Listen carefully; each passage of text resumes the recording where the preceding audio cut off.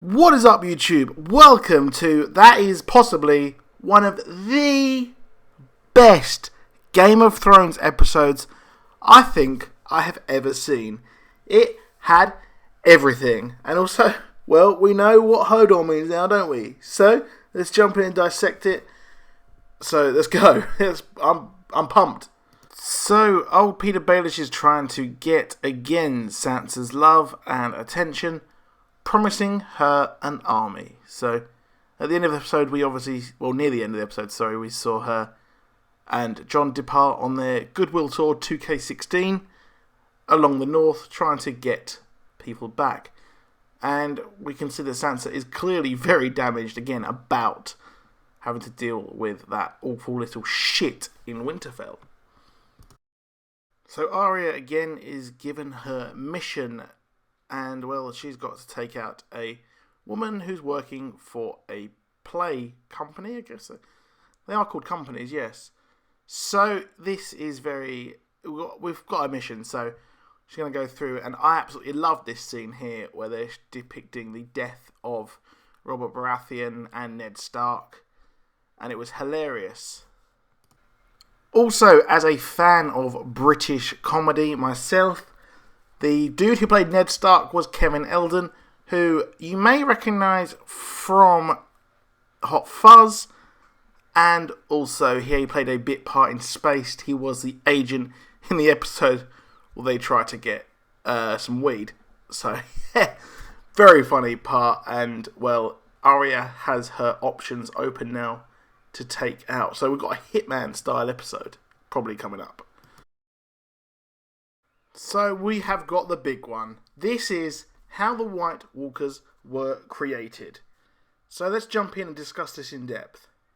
So it's been revealed now that the Children of the Forest created the White Walkers.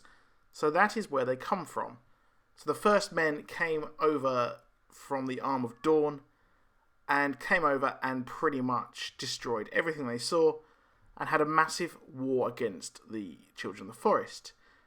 Now, as we heard, the Children of the Forest created the White Walkers to take on the humans and the Andals, the first men, and, well, they've fucked it mega, haven't they? They've absolutely fucked it by creating these. So, yeah, shit. So we also now, in this flashback, know that the Night's King has assembled a humongous army, which we already kind of knew, but it looks scarier here. And, well, we know that in these visions, Bran can actually interact with the people in them, as the Night's King knew where he was because he branded him when he touched him.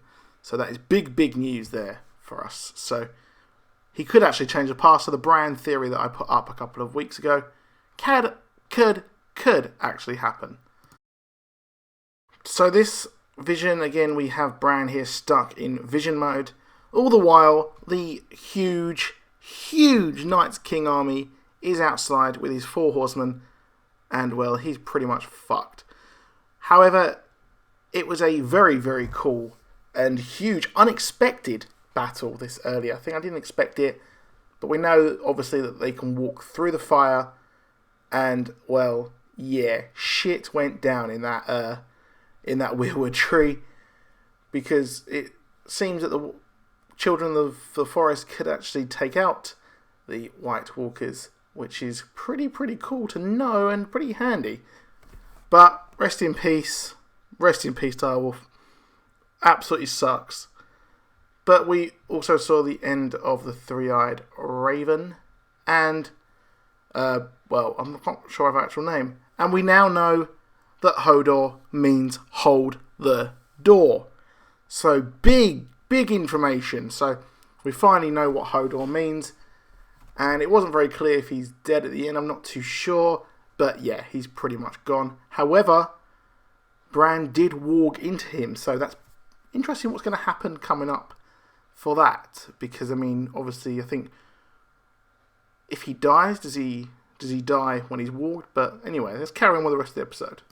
So we get the King's Move actually seen in this episode as well, in a very action-packed episode. So we've got her actually trying to become queen, and, well, as expected, the dudes are not actually having any of it at all. I expected this probably to take an episode or maybe two, but we're heading hard and fast towards the end of the season. So, yeah.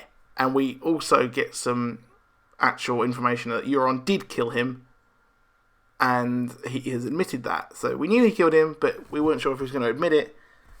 And, well, the rest of the Iron Islanders actually know. In the books, we didn't actually find out who killed the king. So they're pretty much changing all of it, and we're getting well ahead of the current book pace. So Daenerys is off. She's off to go back to her court and her people. But interestingly, we've also got a peace going on. But we've got Jorah Mormont heading off. I think that's the last we've saw of him now, to be honest. That's pretty much his death scene, so to speak. But the red people, the Rolor lads are actually now behind the Daenerys team, despite Varys explaining just how fickle they were. And we also got Davos explaining just how fickle they were as well. But I think that it's going to be very interesting to see Euron Greyjoy try and link up with Daenerys. But that's something to see. But he's got to kill his niece and nephew first, though. Lastly, we do have old Team Jon Snow or Team Sansa. I'm going to stop with that. But we have got them trying to power struggle to gain enough people for the North. So we know, obviously, they've got the wildlings. They have the Night's Watch, kind of, I think. And they also have the opportunity of the Knights of the Vale. But they're going to need lots of the smaller houses to take on the Boltons and, well, yeah, take them on. And it's going to be interesting to see. We've got the Tullys back in it. We've got the Blackfish, who should really present a credible threat to the rest of their enemies and actually try and bring them over. So, I hope you enjoyed that episode. Drop a like and a subscribe, and I'll be back with more very soon. Goodbye.